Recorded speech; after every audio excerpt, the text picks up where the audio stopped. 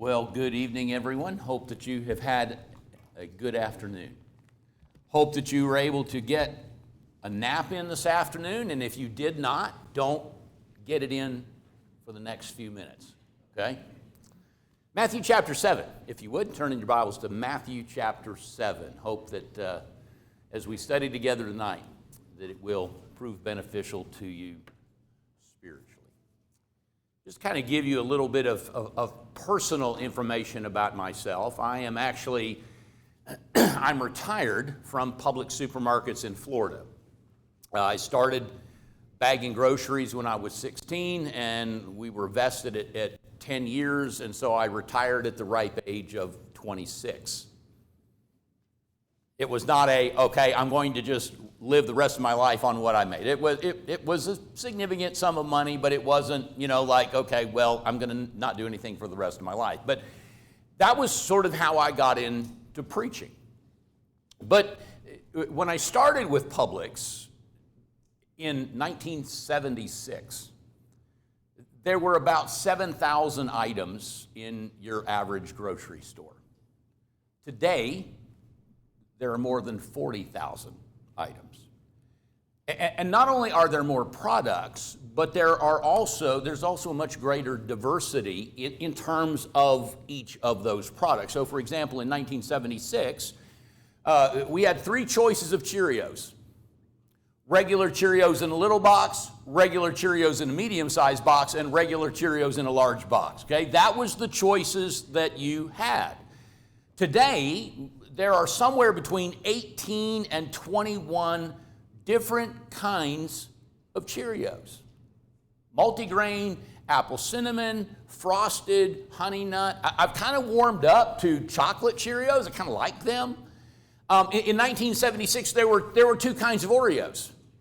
You had regular Oreos in a small package and a large package, and Double Stuff had just come out in 1974. And you had those in a small package and a little package, or a small package and a big package. Today, there are more than 21 different kinds of Oreos, and there are almost countless limited editions that they've come out with.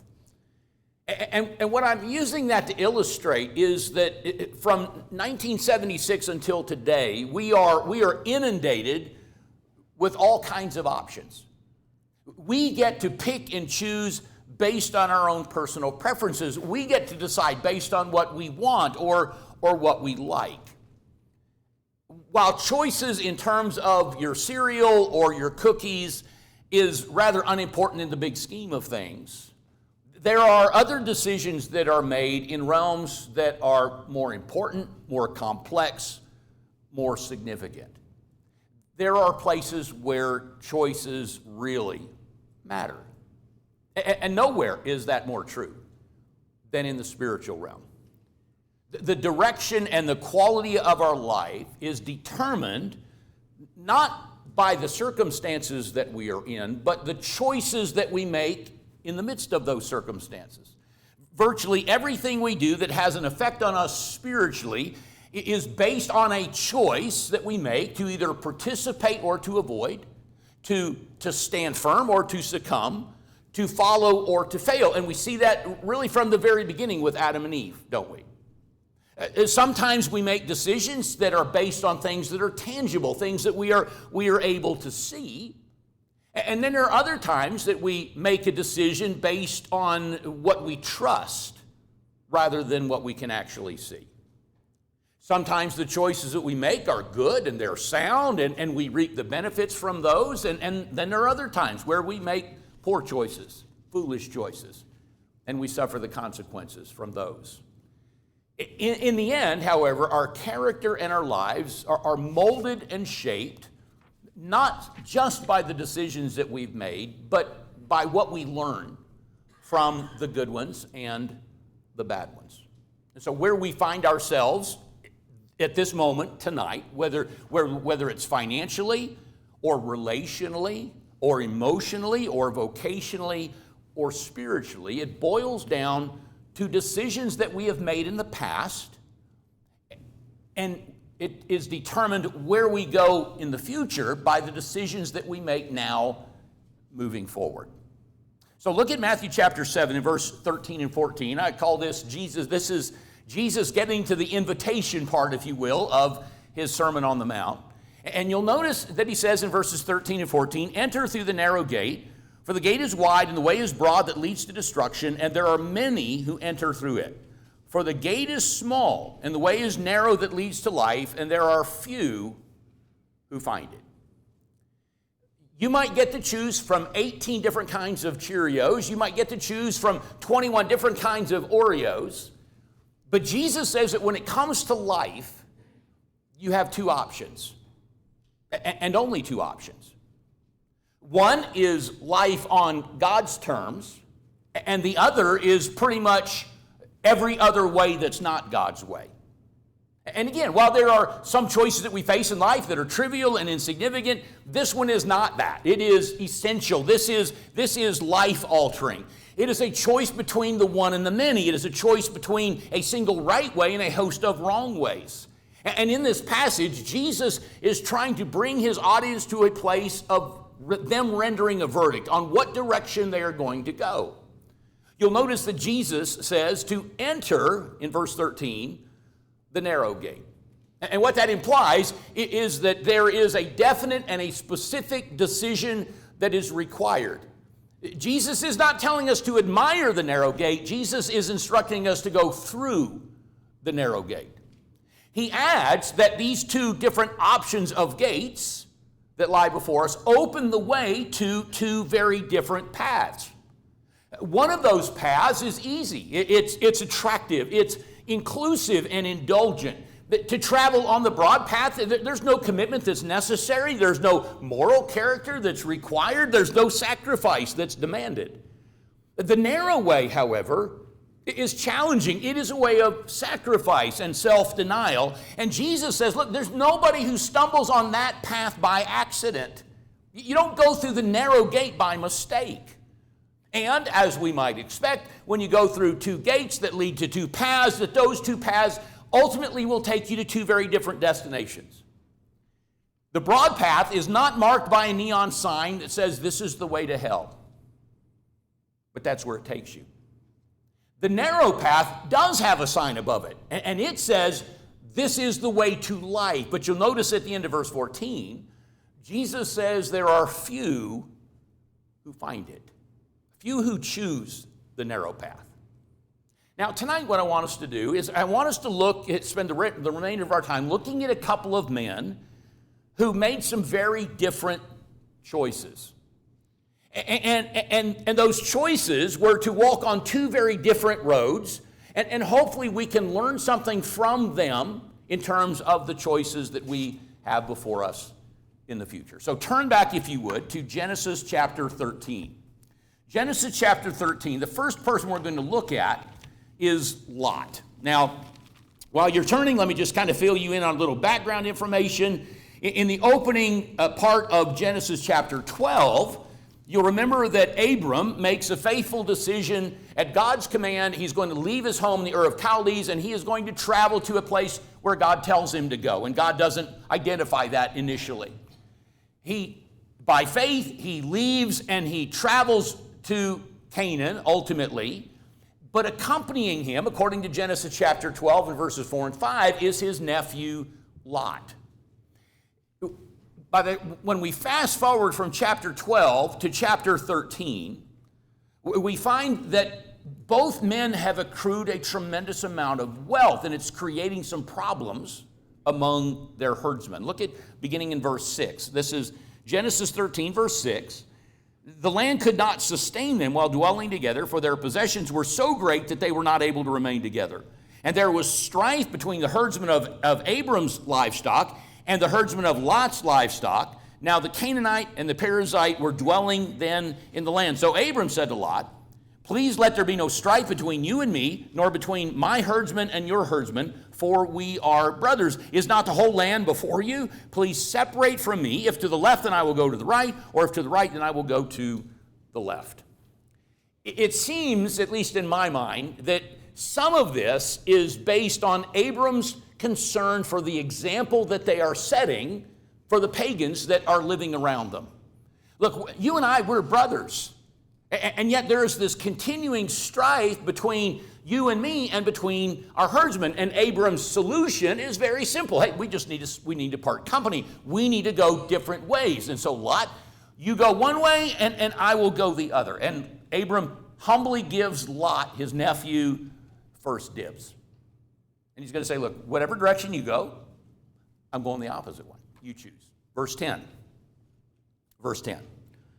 Lot lifted up his eyes and saw all the valley of the Jordan, that it was well watered everywhere. This was before the Lord destroyed Sodom and Gomorrah, like the garden of the Lord, like the land of Egypt as you go to Zoar. So Lot chose for himself all the valley of the Jordan, and Lot journeyed eastward. Thus they separated from each other. Abram settled in the land of Canaan, while Lot settled in the cities of the valley and moved his tents as far as Sodom. Now the men of Sodom were exceedingly wicked and sinners against the Lord. Do you notice the criteria upon which Lot makes his decision? It's based on what he can see. And what he sees is an easy and a potentially profitable way of life. He looks out and he sees a green valley that's well watered. It's going to be a place where it's going to require a lot less labor on his part, where it seems that the prosperous life is going to be a given. His choice is between, okay, I can go over here and it's dry and it's mountainous, and in order to sustain myself and my flocks, it's going to require that I'm constantly digging wells, and that's going to be a lot of labor on my part, or I can choose to go over here. It's green, it's well watered, it is verdant with the necessary vegetation for my livestock. This is a decision between the narrow or the broad way. Lot makes his decision selfishly. You'll notice that he doesn't leave the green valley for his uncle. He also makes his decision superficially. He doesn't consider the environment to which he is moving. Abraham, on the other hand, is content to simply leave his welfare in the hands of his God. And so Lot makes a choice based on what he wanted at that particular moment. It's founded and based on what he can see with his eyes, the potential profit that could come. And he makes it while at the same time failing to take into account the danger that it's going to bring, both to him and to his family. Now, there are times where some of our foolish choices are based on Lot's, on the same criteria as Lot's. It's based on what we want when we want it. It's based on self. It's based on success. It's based on what we can see and what we desire. And oftentimes when we make those foolish choices, we don't stop to think about, okay, if I make this choice, where is this ultimately going to take me? Because even though from a human standpoint, it looks like Lot's decision is a wise one, there is going to come a time when he will rue the day that he made this decision. Now, you'll notice verse 12, that according to verse 12, he initially moves his tents as far as Sodom. Now, turn from there over to chapter 19. And as you're turning those pages, you're turning over an unspecified amount of time that passes. But you'll notice when you get to chapter 19 and verse 1, that he is no longer living in a tent near the city, toward the city. He is living in the city. In fact, he is seated in the gate of Sodom. And what that indicates is that by this point in time, he has some sort of a position within the city itself, an official of some kind. Now keep in mind that due to some negotiations on the part of Abraham in the previous chapter, in chapter 19, God, you remember, sends a pair of angels to rescue Lot and his family prior to the destruction of the city. Those angels enter the city, they find Lot seated at the gate, and in an act of hospitality, Lot is going to take these travelers into his home where he prepares a meal for them, and as they are about to settle in for the night, there's a knock that comes at the door. And it's some of the men of the city with sensual demands. Remember, these are Lot's neighbors. These are the people that Lot himself has chosen to live among. Notice their assessment of him in verse 9. They said, furthermore, this one came in as an alien, and he is already acting like a judge. Even though he is living in the city, they still see him as an outsider who is trying to dictate to them what's acceptable and what's not. We also see an amazing depth of depravity in that you'll remember that in the midst of this, that the two angels strike the men who are trying to get into the house. He strikes them blind. But look at the end of verse 11. They wearied themselves trying to find the doorway. How evil do you have to be that if you are struck blind, you're still trying to accomplish your goal? As far as me, I'm packing up and going home, right? That's what I think most reasonable people would do. The verses that finish out the chapter reveal for us the tragic consequences that are related and connected to one choice that Lot made. A choice to pitch his tents toward Sodom. He lost his sense of moral judgment. Look at verse 8. In verse 8, now behold, Lot says, I have two daughters who have not had relations with man. Please let me bring them out to you and do to them whatever you like. Only do nothing to these men inasmuch as they have come under the shelter of my roof. It's true that in that day and time, and even today in that part of the world, hospitality is viewed as an incredibly important responsibility. But my question is it any more important than the responsibility that he had toward his daughters? What Lot is trying to do here is he is trying to correct one wrong by allowing his neighbors to commit another wrong. His desire to protect his guests is commendable. His willingness to subject his daughters to similar treatment, in my mind, is reprehensible. How do you get to that place? Verse 14. He lost his influence among those who were close to him. Lot went out and spoke to his son-in-laws who were to marry his daughters. And he said, get up, get out of this place, for the Lord will destroy the city. But he appeared to his son-in-laws to be jesting. Now, don't miss the first part of that. It would have taken a great deal of courage on Lot's part to venture out into a city filled with people who just wanted to take his life. His purpose for doing so is admirable. He is wanting to go and to warn his future son-in-laws about the judgment that is approaching. But you notice their response. He's just kidding. Lot, you're not serious about this. And the word that's used here, by the way, in the Hebrew, speaks of laughing outright. It was a word that was sometimes used to describe a mocking kind of laughter. Now, in light of that response, it kind of leads me to believe that what they have witnessed in the past is Lot claiming over and over again that he'd had enough. That the sin in the city, and Peter tells it, his soul was tormented by it. How many times had he verbalized his frustration with the sin in the city of Sodom? How many times has he said, look, I've had enough, we're going to pack up the U-Haul, and we're leaving town, and yet he didn't leave? And it seems to me that he must have cried wolf so many times that when it actually came time to leave, that some of those who were the closest to him, his future son-in-laws, could not be convinced about the urgency that was before them. Verse 15 to 16, he loses his will to act. When the morning dawned, the angels urged Lot, saying, up, take your wife and your two daughters who are here, or you will be swept away in the punishment of the city. But he hesitated. So the men seized his hand and the hand of his wife and the hands of his two daughters, for the compassion of the Lord was upon him, and they brought him out and put him outside the city.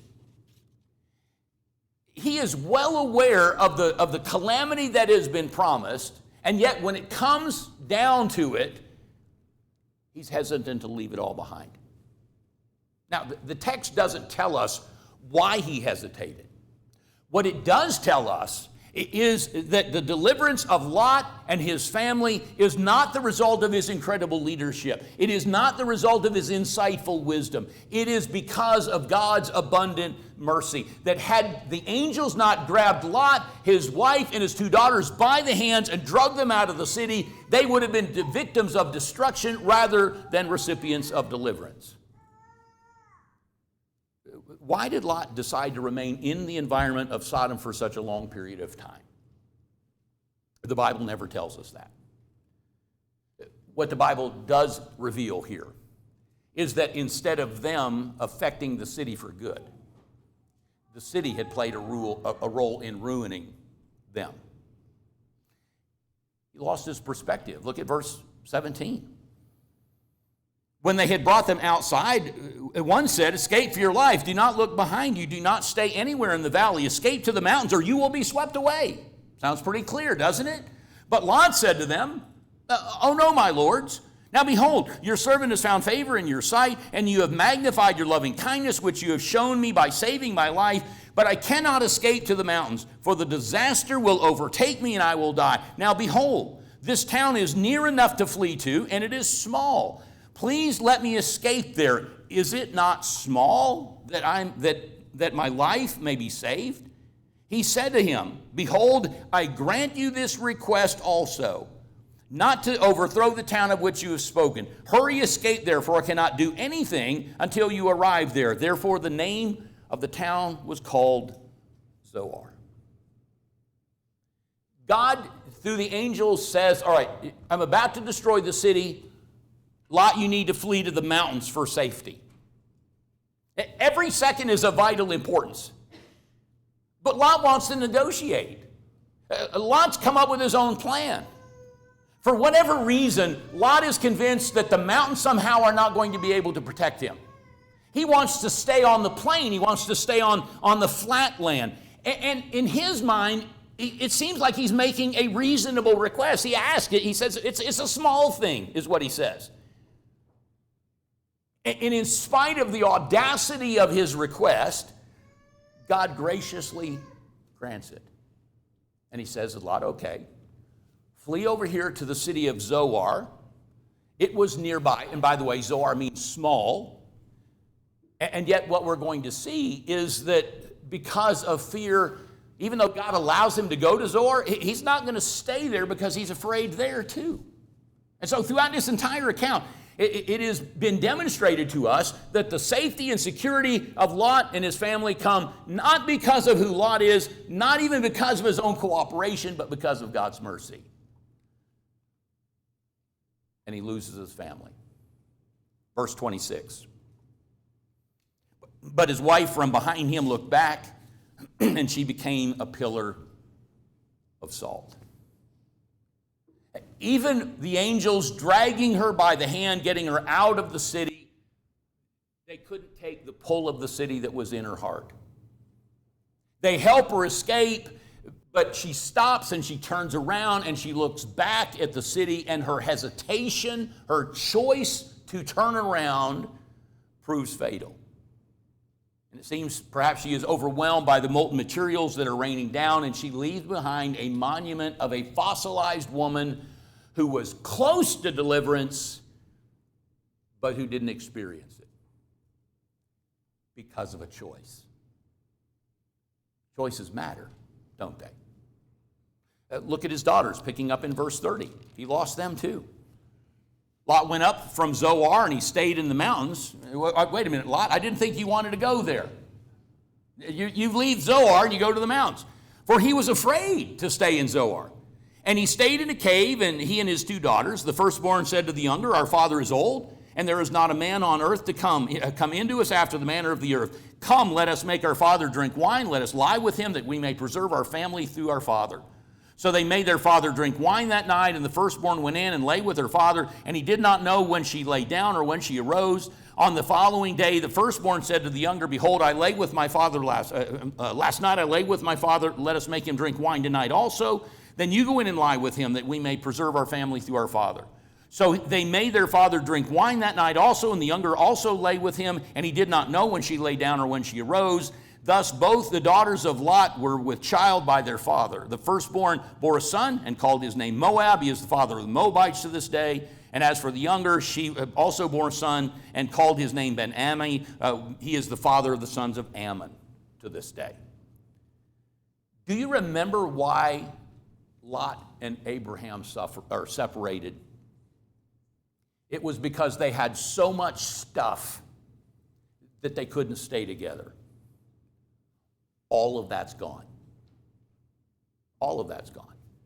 The only thing that Lot has left, the only thing that's left here is a pathetic trio with maybe 3 backpacks of stuff. Back in chapter 13, Lot made a single choice. It was a choice that was self-focused, it was superficial, it was a choice on what would benefit his bank account the most, and it was to move toward and then ultimately into the city of Sodom. And now in the final scenes that chronicle his life, we find that not even his body or his mind are his. Despite him having been a righteous man, Peter describes him as that in 2 Peter chapter 2, verse 7 and 8. These young ladies who are now deprived of their prospective husbands implement a plan that would have been readily embraced in the city of Sodom. They are more concerned with preserving their family line than in obeying God. They're more interested in incest than they are in respecting their dad. I don't know, it seems that Lot and his family never participated in the sinful activities of Sodom. But the influence of that city killed his son-in-laws, turned his wife into a pillar of salt, and it destroyed the moral fabric of his children. And it all started with one choice. That's uplifting, isn't it? That's encouraging. Let's look at the flip side, okay? Let's look at somebody who made some good choices, and that's Moses. So look over at Hebrews chapter 11. With the exception of Jesus, no person stands as a better example as someone who made wise decisions than does Moses. Moses is more than a guy who just happened to catalog the requirements of God in the law of Moses. He is himself someone who made right decisions in terms of what he was going to accept and what he was going to reject. When the Hebrew writer gets to Moses in this great chapter of faith, notice verse 23. Because the story of Moses doesn't necessarily begin with Moses, it begins with the choices made by Moses' parents. Verse 23. By faith, Moses, when he was born, was hidden for 3 months by his parents because they saw that he was a beautiful child and they were not afraid of the king's edict. Amram and Jochebed, that's the name of Moses' parents. You remember they already have 2 kids by this point in time, Aaron and Miriam, and they recognize something about their 3rd child, that he is special, and they choose to dedicate him to God. And so under penalty of death, they refuse to listen to Pharaoh's command. At the peril of their own life, they make the decision to try and preserve Moses' life. In their minds, their decision rests on things that are of much higher priority than the rules of the local leader. Initially, they try and hide him, and they did so successfully for 3 months, no small feat, by the way. And when they realized that they could hide him no longer, they decided to act by faith. They took a 3-month-old baby, they put him in a basket, and they set him adrift on the Nile River. Now, you and I, we know that eventually he's going to be found by Pharaoh's daughter. But how much faith, how much trust would it take to make a decision like that? We're not going to obey Pharaoh's command. What we're going to do is we're going to put him in a basket and we're going to set him adrift on the Nile River, and understand that they had no way of knowing that their son would be spared. Certainly no way of knowing that he would eventually be given back to his mom. But their ability to make wise, godly decisions had such an impact on Moses that he's simply going to follow in their footsteps. In their minds, the decision to fear God was more powerful than their fear of Pharaoh. And their choice to save Moses, it didn't just change Moses' life, it changed the destiny of an entire nation, didn't it, with Israel? Verse 24. By faith, Moses, when he had grown up, refused to be called the son of Pharaoh's daughter, choosing rather to endure ill treatment with the people of God than to enjoy the passing pleasures of sin, considering the reproach of Christ greater riches than the treasures of Egypt, for he was looking to the reward. Think about what Moses said no to in order to become the man we know in the Bible. He first of all says no to tangible prestige. Understand that for the first 40 years of his life, he is the prince of Egypt. He is heir to the throne in one of the wealthiest and most advanced cultures in the day. He's highly educated by the Egyptians. He's skilled in the royal court. He has access to all of the perks that would be afforded to him of that position. And yet the Hebrew writer tells us that at the age of 40, he faces a critical decision. Is he going to be a full-fledged Egyptian, or is he going to join his own people, the Hebrews? If he chose to remain seated on the throne, he would have wealth and power. He would possess political clout, far-reaching authority. He would have an impressive title, incredible influence, and yet the Hebrew writer says he gave all of that up. Now, from the standpoint of the world, in their minds, Moses gave up everything and got nothing in return. You and I know, the Hebrew writer knows, that what he surrendered was really nothing of any lasting value. Instead, he chose something that had eternal value. He also said no to evident pleasures. We understand that the consequences of sin are painful, but sin itself sometimes is enjoyable, isn't it? It feeds our pride. It satisfies our lust. It provides momentary feelings of contentment. But there are two qualities about sin that are permanent. And that is, number one, sin is always wrong. It's always evil. And second, the pleasure, though intense, is always passing. Moses was a man who ate the best of food, lived in the finest housing, wore the best clothes, enjoyed the finest recreation, rested in the best comfort, and he left all of that behind. What the world claimed was the best, and he left it for what God said was best. And he left behind worldly treasure. You're familiar with the discovery of King Tut's tomb, a tomb that was almost entirely intact in 1922. You realize something of the wealth and the opulence of Egypt. It's believed that King Tut was somewhere around 100 years after the days of Moses, but historians think that he was just a fifth-rate pharaoh. And yet we see the opulence and the wealth that Egypt had. And what I find amazing is that in the entire lifetime of Moses, as recorded in Scripture for us, there is not a single occasion when Moses ever waxed nostalgic.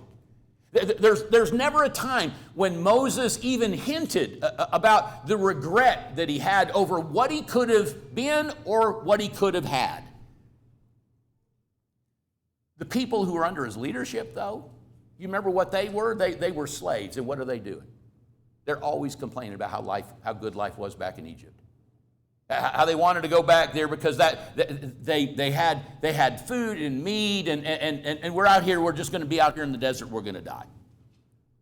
And what I find amazing is that you hear nothing, not the first grumble, not the first murmur, not the first complaint from the one man who actually left something of value behind. The word considering there in verse 26, considering the reproach of Christ, is a word in the Greek that speaks of careful thought as opposed to quick or rash decisions. And that's important here, okay? Because when we talk about making choices and decisions, even in the spiritual realm, we need to think through them, right? One of the soils that Jesus talks about in the parable of the soils is the shallow soil. And it's the person who hears the word of God and they respond quickly to it, but there's no root. And therefore, whenever some difficulty or challenge comes along, they just sort of, their faith withers up and dies. Moses thought this through.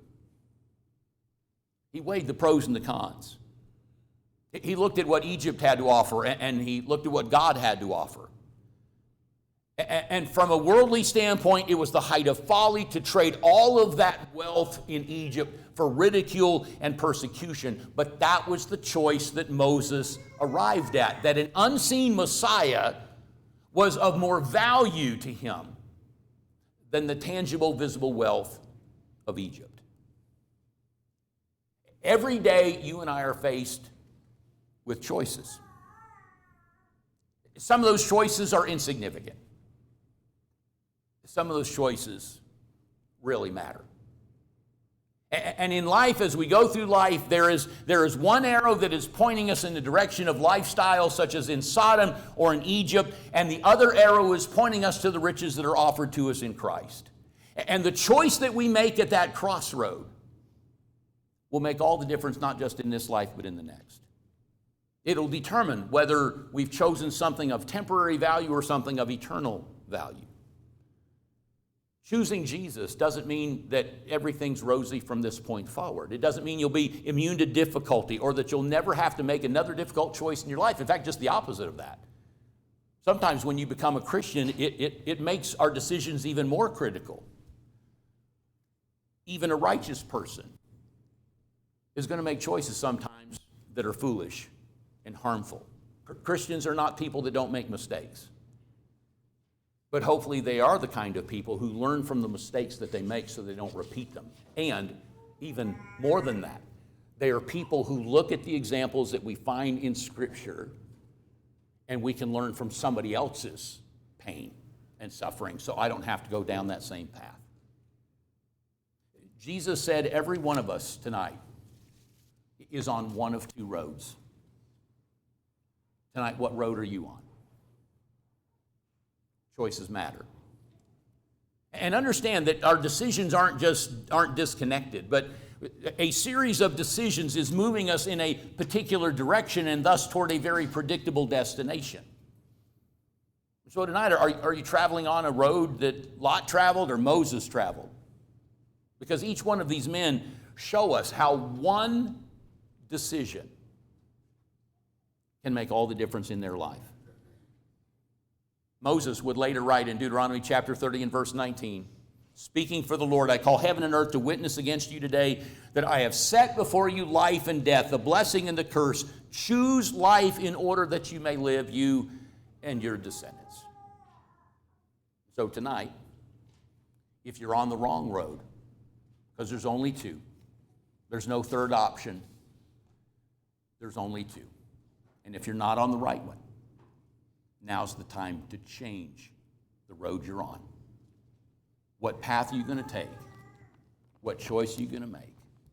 We hope tonight that you'll choose Jesus. And the song that we're about to sing is intended to do just that, to encourage you to do that. Make that need known, won't you? While together we stand, while together we sing.